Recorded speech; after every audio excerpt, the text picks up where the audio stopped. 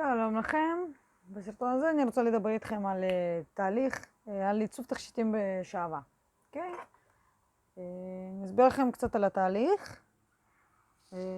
מהו התהליך השעווה הנעלמת. אוקיי?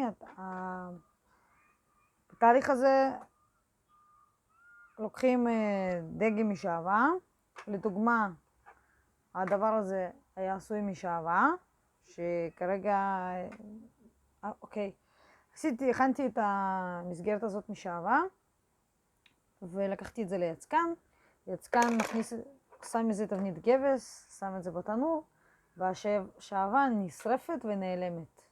אוקיי? ואת החלל הזה שהשעווה משאירה, מזרקים לתוכו, יוצקים לתוכה מתכת, אם זה כסף, זהב, פליז, נחושת, או אם יש עוד מתכות שעובדים איתם. וזה מה שמקבלים בתמונה. כמעט אחד על אחד, יש לפעמים התכווצויות מסוימות, זה לא משהו שאתם יכולים לראות. איך התהליך עובד בתעשייה? בתעשייה שמשכפלים את זה למאות, אלפים, מיליונים, לא משנה, יוצרים מודל. המודל יכול לעשות בכל טכניקה שהיא, אם זה בריינו, בשעווה, בצורפות, כל דבר אחר. משם המודל הזה עובר גיפור, כאילו עושים לו גומי, עם המודל במתכת.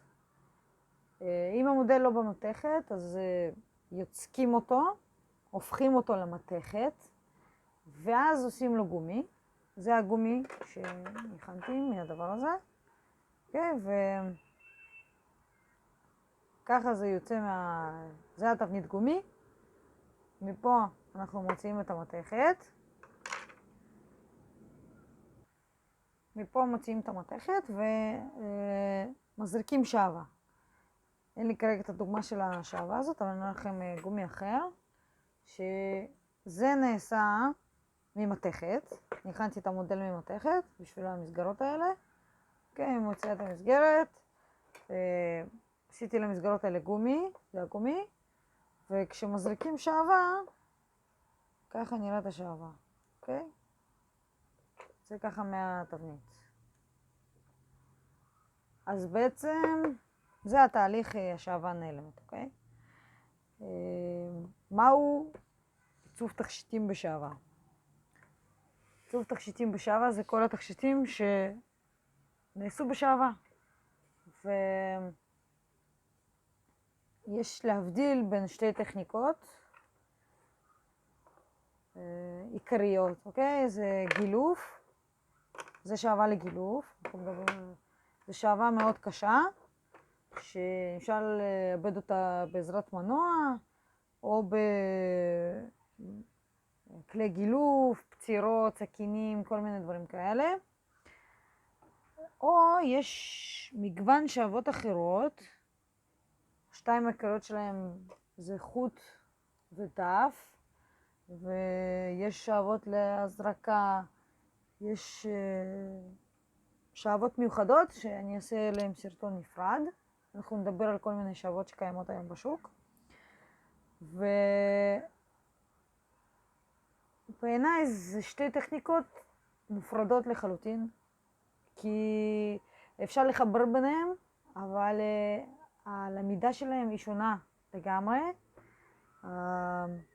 עיצוב בשעווה, או פיסול בשעווה, כשאתם תרצו לקרוא לזה, זה שעבות רכות מאוד, עבודה קצת יותר קלה עליהם.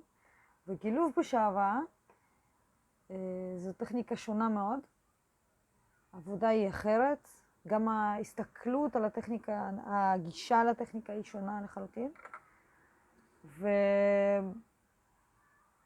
וכשלומדים על שעווה, כשאתם רוצים להתחיל ללמוד על שעווה, בעיניי תתחילו מטכניקה קצת יותר קלה, רק בשביל להכיר את עולם התכשיטים, עולם השעווה.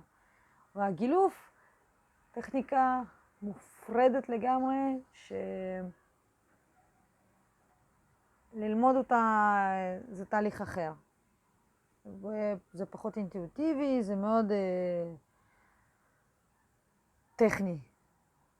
לפחות בהתחלה, להבין איך עובד הגילוף, צריך לעשות מודלים לפני כן, כדאי לעשות מודלים לפני כן, יש כאלה שעובדים על זה בצורה אחרת. והנה כמה דוגמאות שנעשו בשערה, ואם תסתכלו עליהם, זה נעשה, אתם לא תוכלו לראות את ההבדלים בתכלס, אבל אני אסביר לכם, זה נעשה בשעווה לגילוף, ובעזרת דף שעווה יצרתי את הטקסטורה של הקשקשים, אוקיי? הטבעת הזאת אולי היא לא נראית, אבל היא לגמרי נעשתה מדף שעווה, ובאופן מאוד מאוד פשוט, בכמה דקות עבודה. זה מישהי שאחת הטבעת שהיא אחת התלמידות עשתה, גם בכמה דקות בלי שום ידע מקדים, מדף שעווה.